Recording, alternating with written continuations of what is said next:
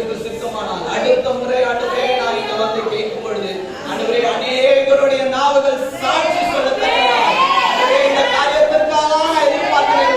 இந்த காரியத்தை கர்த்தர் எனக்கு செய்தார் என்று அநேகர் சாட்சி சொல்லி ஏற்று மகிமைப்படுகிறேன்.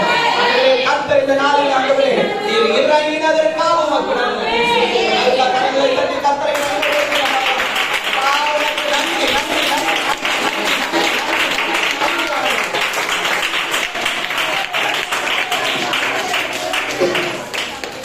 எல்லா மாத்திரமே சொல்லுங்க. அல்லேலூயா.